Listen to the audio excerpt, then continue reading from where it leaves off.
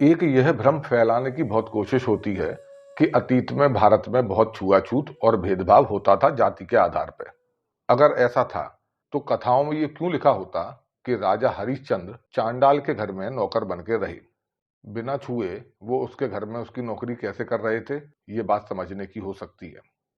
राम ने शबरी का दिया भोजन कैसे खा लिया? इसके अलावा जब राम वनवास के लिए निकलते हैं तो निषाद राज गुहा से मिलते हैं, जो कि उनके मित्र थे, उनके गले लगते हैं, उनका आतिथ्य भी स्वीकार करते हैं। कैसे छुआछूत करके उन्होंने ये सब कर लिया? अगर वो छुआछूत हो रही थी तो कैसे बिना छुए वो गले मिल गए? इस बात पर चर्चा होनी चाहिए। कथाओं में यह भी आता है कि केवट ने राम जी के चरण पखारे, बिना छुए कैसे पखारे?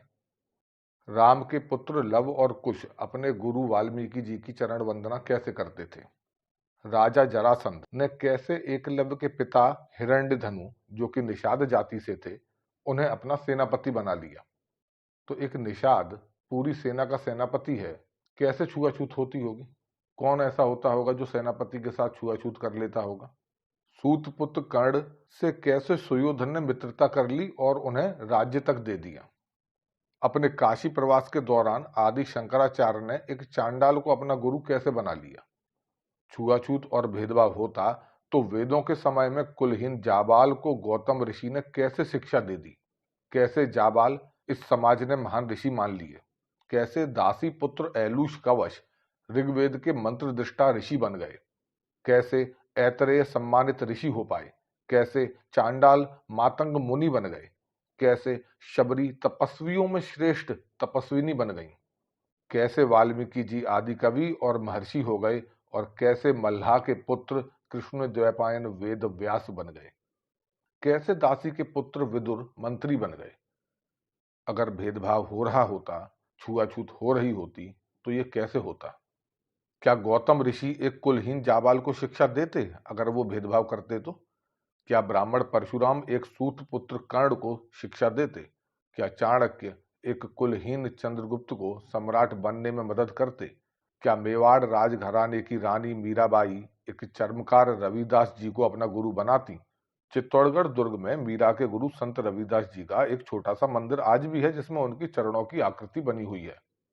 यदि भेदभाव होता तो एक राजपूत राजा के दुर्ग में चर्मकार जाति के व्यक्ति के चरणों की पूजा करने हेतु मंदिर नहीं बन पाता। इसके अलावा भी अगर आप ध्यान दें, यदि जन्म के आधार पर शूद्रों से भेदभाव होता तो अन्य वर्णों के लोगों से शूद्र वर्ण के लोगों के संबंध प्रगाढ़ नहीं होते। किंतु कई ऐसे उदाहरण हैं जहां इनमें परस्पर मधुर संबंध देखने को मिलते हैं। निषादों के राज्य श्रृंगवेरपुर का नाम ऋषि श्रृंग के नाम से पड़ा है।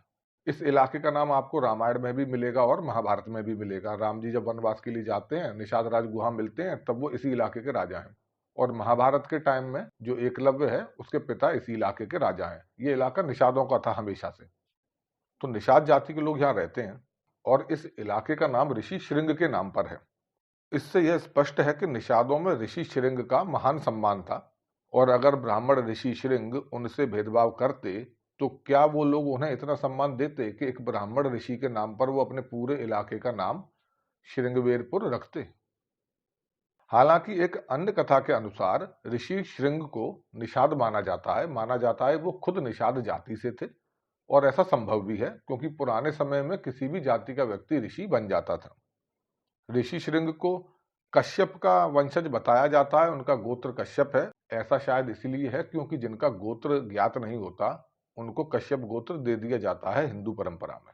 और क्योंकि गोत्र कश्यप का दिखा दिया, इसलिए कश्यप जी का उन्हें पौत्र बाद के ग्रंथों में लिख दिया होगा, ऐसा हो सकता है। तो यह भी मान लिया जाए तो भी स्पष्ट है कि शूद्र जन को भी महान ऋषि बनने का अधिकार उस समय में था। व्यास भी इसका प्रमाण है, मातंग मुनि भी इसका प्रमाण है, जाबाल भी इसका प्रमाण है। और यही ऋषि श्रृंग हैं जिनके द्वारा महाराज दशरथ हेतु पुत्रेष्टि यज्ञ कराया जाता है, जिसके बाद में श्री राम और उनके 3 भाइयों का जन्म होता है। इन्हीं ऋषि से राजा रोमपाद ने अपनी पुत्री राजकुमारी शांता का विवाह भी कराया था। तो अगर ऋषि को आप ब्राह्मण मान लीजिए जन्म से, तो भी इतना प्रगाढ़ संबंध है निषादों के साथ कि निषादों ने उनके नाम से अपने इलाके का नाम रखा है।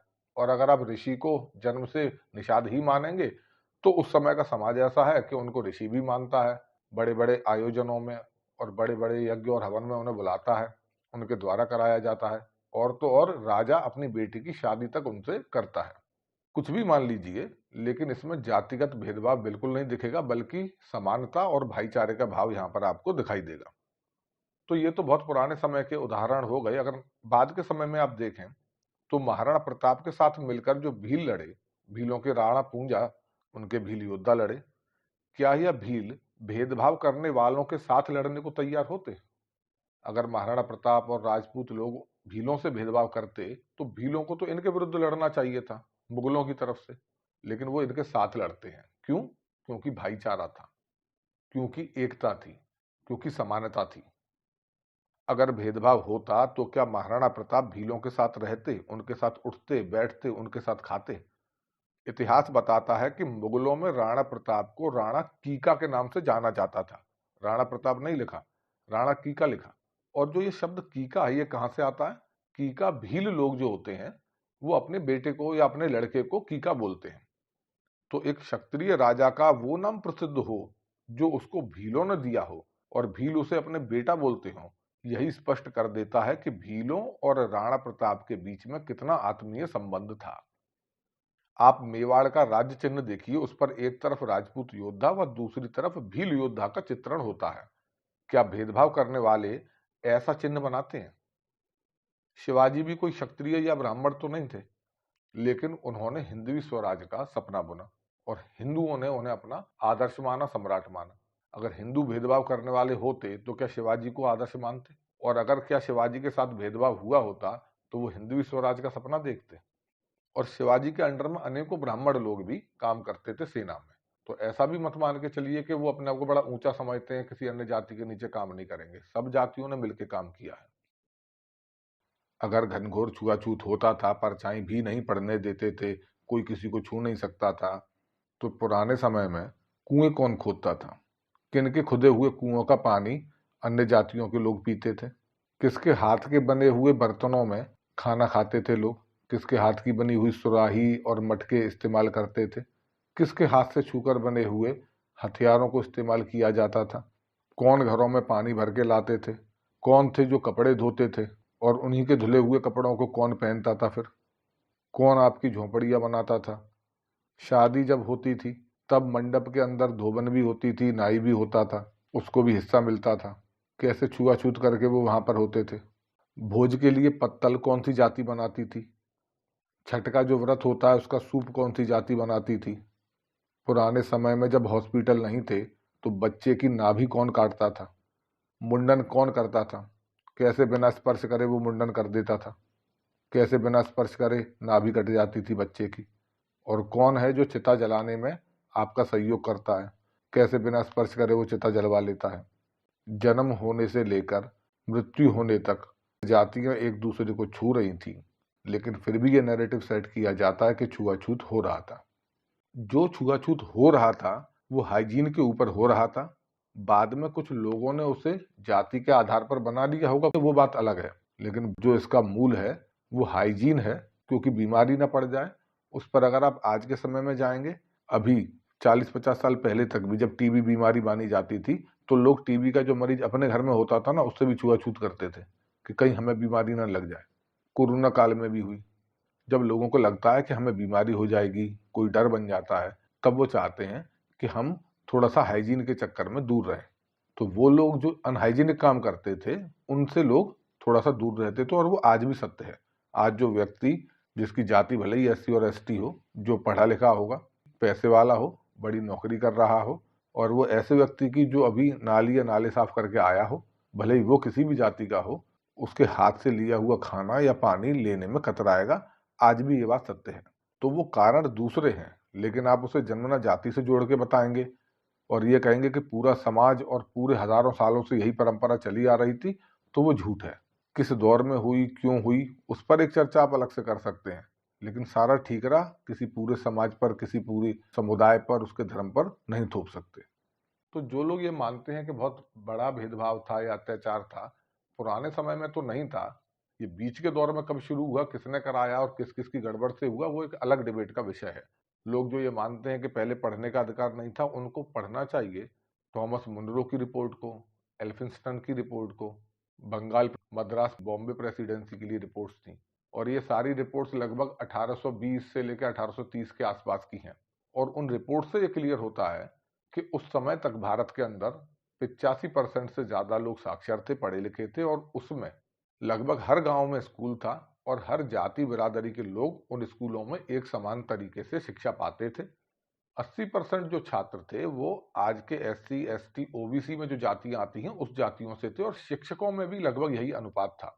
और न केवल लड़कों के स्कूल थे बल्कि लड़कियां भी स्कूल जाती थीं और पढ़ती थी। और ये कोई हवा हवाई बातें नहीं है दलितवादियों की तरह, रिपोर्ट्स उपलब्ध हैं, लोग पढ़ सकते हैं, अंग्रेजों के रिकॉर्ड है। तो ये कहना कि पुराने समय में भारतीयों ने किसी जातियों को दबा रखा था, उन्हें जबरदस्ती पढ़ने नहीं देते थे, वो नितांत मूर्खता या अज्ञानता की बात तो हो सकती है, कोई समझदारी की बात उसमें नहीं है। लेकिन जिनको हमेशा नकारात्मक देखना है उनके लिए आप कुछ नहीं कर सकते। पश्चिम का जगत जब प्लास्टिक सर्जरी से पहली बार अवगत हुआ, वो किसके द्वारा देखी? 1793 में जब अंग्रेजों ने पहली बार प्लास्टिक सर्जरी देखी तो उसको उन्होंने अपने दस्तावेजों में रिकॉर्ड किया। यह सर्जरी भारत के पूना में हुई। अंग्रेजों की सेना में काम करने वाले एक व्यक्ति की टीपू सुल्तान ने नाक काट दी थी, और फिर बाद में उसकी नाक की सर्जरी हुई। जानते हैं, ये सर्जरी करने वाला जो व्यक्ति था वो कुम्हार जाति से था। जिन दो ब्रिटिशर्स जेम्स फिंडले और थॉमस क्रूसो ने ये पूरी सर्जरी देखी, उन्होंने इसका विवरण मद्रास गजेट में प्रकाशित कराया था। आपको नेट पर इसके संबंध में काफी कुछ जानकारी मिल जाएगी। इसी से आप समझ लीजिए कि क्या कुम्हार जाति के उस व्यक्ति ने शिक्षा अपने घर पे प्राप्त कर ली थी? क्या उसे शिक्षा दी नहीं गई थी सर्जरी करने की? वो अपने आप सपने में सीख गया था। तो फिर क्यों कहा जाता है कि अंग्रेजों से पहले शूद्रों को शिक्षा का अधिकार नहीं था और फिर बाद में आके कोई महात्मा फुले थे, उन लोगों ने मिलके शूद्रों की और महिलाओं की शिक्षा का इंतजाम किया? भारत का इतिहास जितना तोड़ मरोड़ कर पेश किया जाता है और यहाँ की जातियों में आपसी वैमनस्य बढ़ाया जाता है और उन लोगों को समाज सेवी और समाज सुधारक दिखाया जाता है जो अंग्रेजों के पैसे पे पल रहे थे, तब जाके दिक्कत शुरू होती है। लोग अपने पूर्वजों को गाली दे रहे हैं, और जो लोग विदेशियों के साथ मिलकर एजेंडे बढ़ा रहे थे, उत्तर दक्षिण की राजनीति कर रहे थे, अगड़े पिछड़े की राजनीति कर रहे थे, उनको यहाँ पर समाज सुधारक और समाज सेवक बताया जाता है। तो लोगों को चाहिए कि अपनी तर्क बुद्धि से, अपनी बुद्धि का इस्तेमाल करके इतिहास को पढ़ें, समझें और आकलन करें कि क्या सच है और क्या झूठ है। वीडियो पसंद आने पर कृपया लाइक करें, शेयर करें और चैनल को सब्सक्राइब करके बेल आइकन ज़रूर दबा दें। धन्यवाद।